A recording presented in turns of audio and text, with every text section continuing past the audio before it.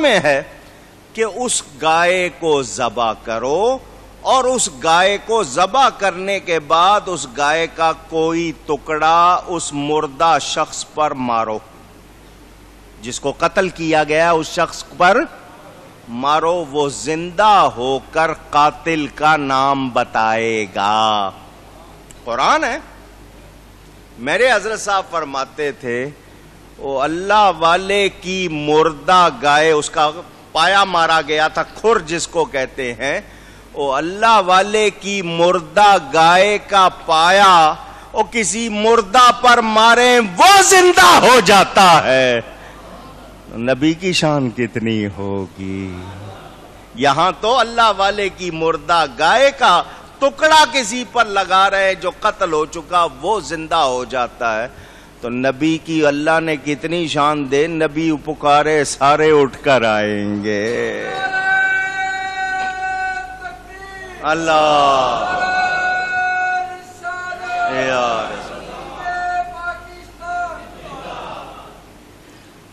موت کو کیا سمجھے ہو؟ علامہ اقبال کو ہی پڑھ لو، انہوں نے بھی موت کے بارے میں بہت کچھ لکھا ہے، سمجھایا ہے۔ موت فنا ہونے کا نام نہیں، ایک جہان سے دوسرے جہان کی طرف جانا، اللہ کی طرف لوٹنا۔ موت ہمیشہ کے لیے ختم ہو جانے کا نام نہیں ہے۔ یاد رہے گا، سب نے مرنا، اونچی 23ویں پارے کی آخری آیت۔ کون سا پارا؟ 23واں پارا، اس کی آخری آیت بہت پڑھتے ہیں لوگ، پتہ نہیں ان کو شوق ہے، بہت پڑھیں گے، جہاں بھی دیکھو آیت سن لیں۔ انک میت وانہم میتون۔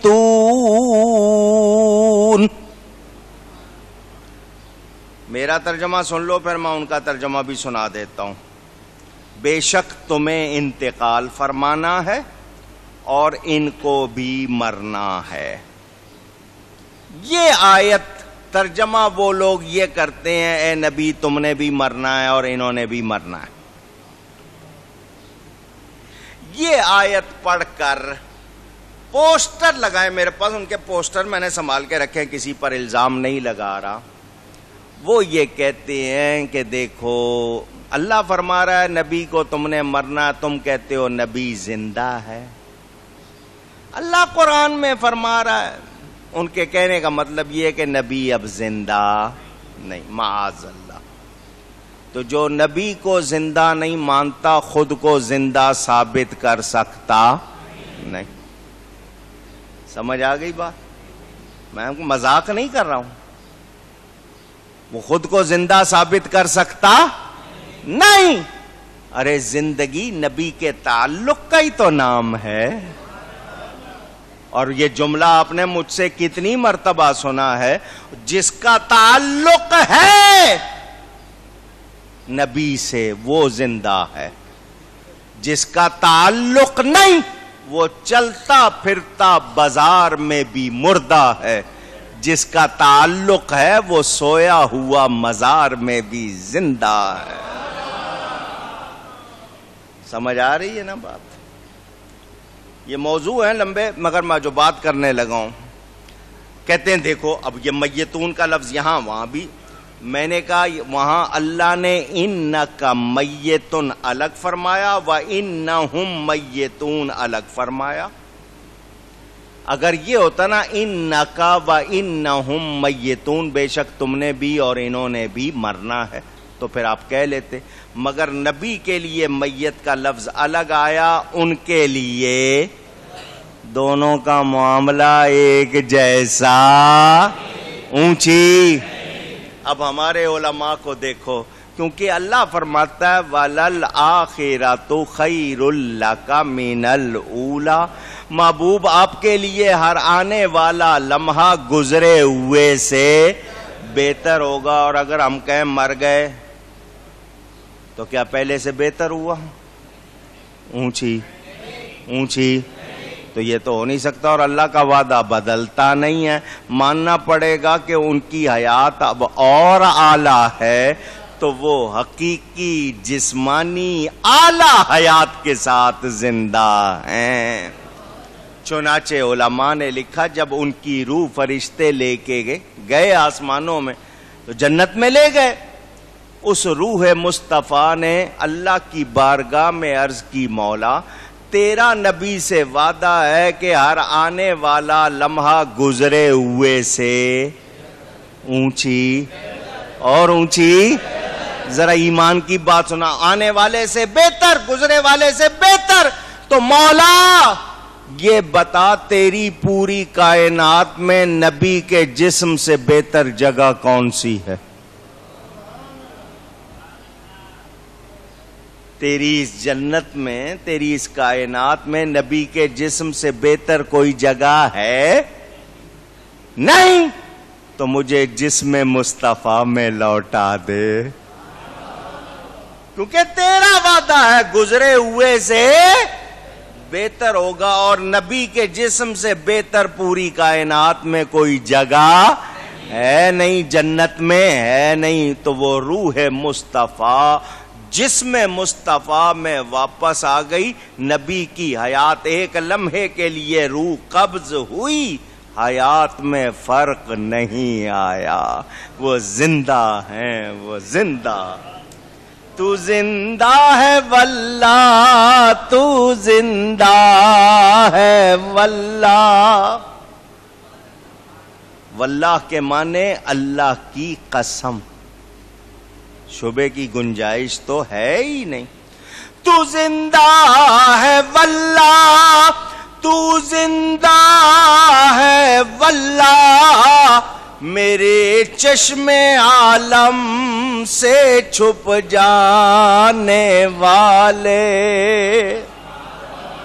حضور ہماری آنکھوں سے چھپ گئے ہیں، اللہ کی قسم زندہ ہیں. برزخی حیات نہیں، وہ تو سب کو ہے، وہ دنیاوی حقیقی حیات کے ساتھ زندہ ہے.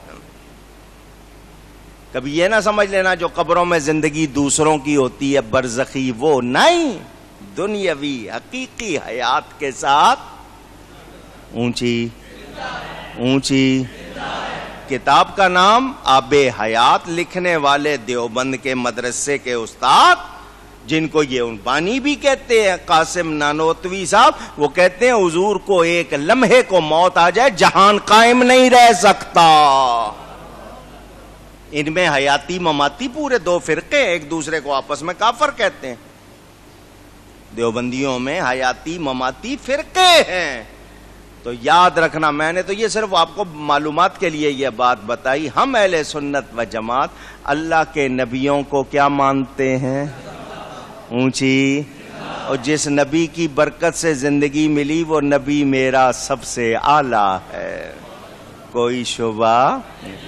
گفتگو ابھی جاری ہے، باقی بیان انشاءاللہ. آئندہ گفتگو میں کوئی غلطی ہوئی ہو اللہ کی بارگاہ میں توبہ کرتا ہوں. وآخر دعوانا ان الحمد للہ رب العالمین.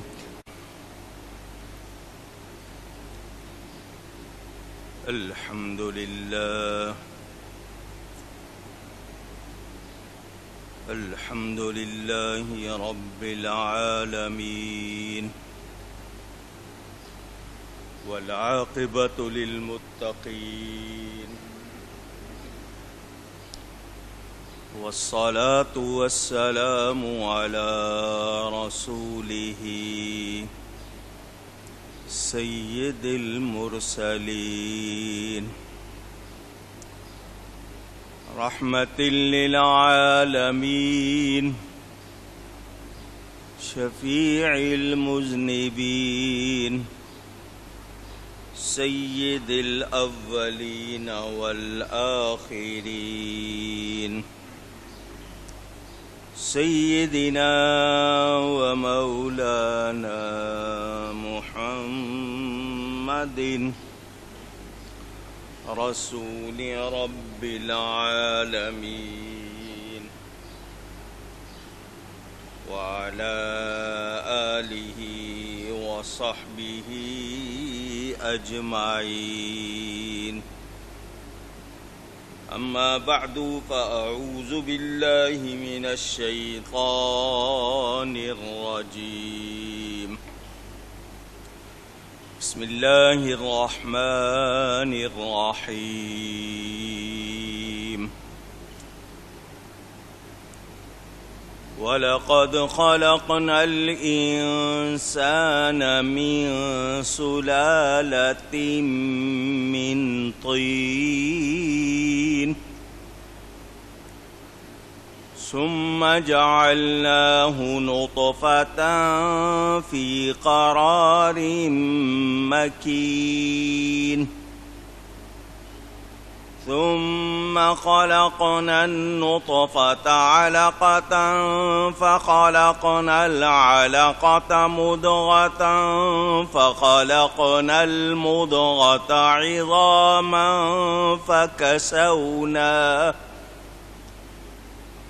فكسونا العظام لحما ثم أنشأناه خلقا آخر فتبارك الله أحسن الخالقين. ثم إنكم بعد ذلك لميتون. صدق اللہ العلی العظیم. محبت کے ساتھ ایک مرتبہ دروشی پڑھ لیجئے. اللہم صلی علی سیدنا و مولانا محمد معدن الجود والکرم وآلہ وصحبہ وبارک وسلم. الصلاة والسلام علیک یا رسول اللہ. الصلاة والسلام عليك يا حبيب الله. الصلاة والسلام عليك يا رحمة للعالمين وعلى آلك وأصحابك يا شفیع المذنبین.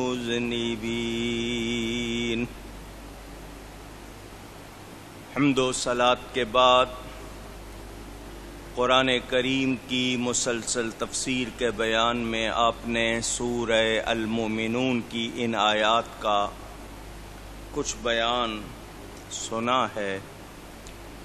اللہ تعالیٰ ارشاد فرماتا ہے اور بے شک ہم نے آدمی کو چنی ہوئی مٹی سے بنایا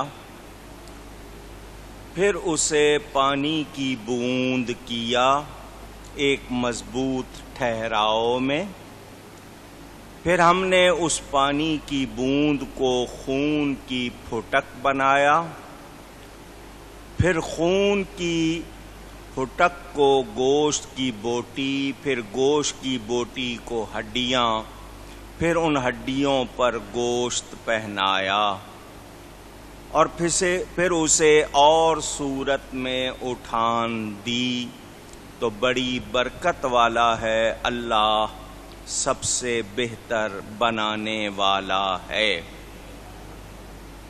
اس حوالے سے انسان کا میلاد انسان کی پیدائش انسان کا جنم کیسے ہوا یہ بیان آپ نے سنا ہے. بتا چکا ہوں کہ یہ تبدیلیاں 40 دن کے بعد ہوتی ہیں. چلا کا لفظ آپ کے ہاں سنا پڑا جاتا ہے. چلا یہ چہل سے نکلا ہے. 40 مراد ہے. اس میں برکت ہے بہت. 40 دن میں کیا کیا ہوا 40 کے عدد کے حوالے سے بہت سی روایات موجود ہیں. اللہ تعالی بنانے والا ہے بغیر کسی نمونے کے. کوئی ڈیزائن پہلے سے نہیں تھا. اس پانی کی بوند کو اللہ نے انسان کی شکل دی، یہ اسی کی شان ہے۔ اس میں اس نے روح پھونکی، اس کو دیکھنے سننے والا بنایا۔ خلق، یہاں خلق کے معنی صورت گڑنا، شکل بنانا۔ اگر لفظ خالق پر گفتگو شروع کروں تو پھر اس پر ٹائم لگے گا۔ فتبارک اللہ احسن الخالقین، جب اللہ نے سب سے بہتر بنانے والا فرمایا، اس کا مطلب یہ کہ دوسرے یعنی بندے بھی بناتے ہیں، بناتے اونچی۔ آپ پاکستانی خالق پاکستان، پاکستان بنانے والا، تحریک پاکستان کے قائد اعظم کو کہتے ہیں۔ قرآن میں حضرت عیسیٰ کا بیان موجود، انی اخلق لکم من الطین کہیئۃ الطیر، میں بناتا ہوں مٹی کا کھلونا پرندے کی شکل کا، اس میں پھونک مارتا ہوں وہ اڑنے لگ جاتا ہے۔ تو یہ خلق کا لفظ حقیقی طور پر اللہ کے لیے ہے، اللہ کی عطا سے بندے بناتے ہیں۔ مشین بنائی کسی نے تو وہ اس مشین کا خالق اس کو کہہ سکتے ہیں، مگر حقیقی طور پر بنانے والا اور سب سے بہتر بنانے والا کون ہے؟ اللہ تعالیٰ۔ یہ اس لیے کہہ رہا ہوں کہ آپ کے ذہن میں رہے، بات بات پر شرک کے فتوے داغنے والے یہاں کیا کہیں گے؟ اگر ان سے پوچھا جائے تو وہ کیا کہیں گے؟ اس لیے میں نے آپ کو یہ بتا دیا۔ مقابلہ نہیں ہے، کوئی کسی سے مقابلہ نہیں ہو رہا۔ عربی میں افضلیت بیان فرمانے کے لیے یہ صیغے آتے ہیں۔ اللہ تعالی فرماتا واللہ خیر الرازقین، اللہ تعالی سب سے بہتر رزق دینے والا ہے، تو اس کا مطلب اور بھی رزق دیتے ہیں۔ تو یہ صرف میں نے آپ کو اشارہ کیا ہے تاکہ آپ کے ذہن میں رہے۔ اس آیت کے یہ معنی نہیں ہوں گے کہ انسان کے اور بھی بنانے والے ہیں، انسان کو صرف اللہ نے بنایا ہے۔ ہاں، چیزوں کے بنانے والے ہیں، انسان کے بنانے والے بہت سے نہیں ہیں، کائنات کے بنانے والے بہت سے نہیں ہیں، وہ اللہ ہی نے بنایا۔ لیکن چیزیں بنانے والے، ان پر بھی لفظ خالق بولا جاتا ہے۔ اب یہ کہا جائے کہ بہت سے ہیں خالق جنہوں نے بندے بنائے اور اللہ ان میں بہتر ہے، تو یہ بات درست نہیں ہوگی۔ ہاں، اللہ نے انسان کو جو اختیار، ارادہ، قوت دیا ہے، اس سے وہ چیزیں بناتا ہے۔ مشین بنا لی، کوئی اس نے اور چیز بنا لی تو وہ اس کا خالق تو کہلائے گا، مگر یہ نہیں کہ بندہ بھی اللہ کے سوا کوئی بناتا ہے، ایسی بات نہیں ہے۔ تو یہ ذہن میں رہے، اور اس کے علاوہ یہ بھی یاد رہے کہ لفظ خالق حقیقی طور پر صرف اور صرف اللہ کے لیے، حقیقی طور پر اللہ کے سوا کسی اور کے لیے بولا جا سکتا نہیں۔ اب ایک شخص تحریر لکھتا ہے، کلام لکھتا ہے، کہتے ہیں اس کلام کا خالق ہے، تو اس نے وہ کلام بنا لیا، اس کو یہ قوت کس نے دی ہے؟ اللہ نے۔ تو وہ اس کلام کے حوالے سے اس کو خالق کہہ دیتے ہیں لوگ، مگر ذہن میں رہے حقیقی خالق کون ہے؟ اللہ تعالی۔ اور یہ ساری کائنات اسی نے بنائی، انسان کو کسی اور نے نہیں بنایا۔ میرے دوستو اور بزرگوں، یہ پورا آپ آج سائنس اور زیادہ اس کو واضح کر رہی ہے۔ سائنس کو مسلمان کرنا ہے، یہ ذہن میں رہے سائنس کو قرآن پر اپلائی کر کے لگا کر کے قرآن کو سائنس کے مطابق بنایا جائے، ایسی بات نہیں۔ سائنس کو قرآن کے مطابق بنانا ہے، قرآن کو سائنس کے مطابق نہیں بنانا۔ قرآن جو کچھ کہہ رہا ہے وہ حق ہے، سچ ہے، جس کی جتنی سمجھ ہوگی اتنا ہی وہ سمجھے گا۔ لیکن یہ کہنا کہ نہیں جی وہ لوگ جو خود اپنے طور پر زیادہ سمجھنے والے ہیں ان کی بات کی جائے، تو میں اس حوالے سے آپ کو بتا چکا ہوں۔ جو لوگ غلط باتیں کرتے ہیں ان کو یاد رکھنا چاہیے کہ ان کی یہ باتیں درست نہیں۔ اللہ تعالی بناتا ہے، یہ انسان بنے گا، وقت گزارے گا، مر جائے گا، اللہ دوبارہ بنائے گا۔ بھلے اس کے بال، اس کی کھال چیتھڑے بن کے اڑ جائیں، بوٹی نہ ملے، اللہ کے لیے کچھ مشکل اونچی نہیں۔ یہ ذہن میں آپ کے رہے۔ میرے دوستوں اور بزرگوں، اللہ تعالی نے سلالہ کا لفظ فرمایا، اور یہ میں آپ کو بتا چکا، سلالہ اس شے کا نام ہے جو کسی شے سے جدا ہوئی ہو۔ اب ہم نے جب یہ جان لیا تو آپ سنتے رہتے ہیں اللہ تعالی نے زمین سے مٹی منگوائی تو زمین سے وہ جدا ہوئی، اس مٹی کا انسان اللہ نے بنایا۔ اللہ نے جن سے انسان کو بنایا، حضرت آدم علیہ السلام کو اللہ تعالی نے شکل بھی عطا فرمائی، وجود بھی۔ کوئی اس سے پہلے نمونہ نہیں تھا، وہ پہلے انسان تھے۔ اللہ تعالی نے اپنے بے مثل دست قدرت سے ان کا خاکی پتلا تیار کیا گیا۔ وہ مٹی کس مرحلے